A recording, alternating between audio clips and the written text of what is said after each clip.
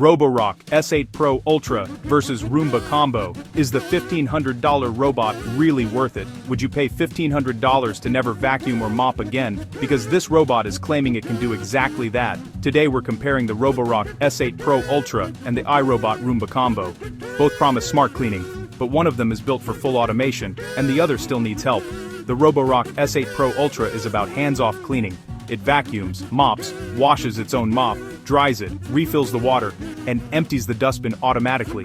Once it's set up, you barely touch it, and that's the point.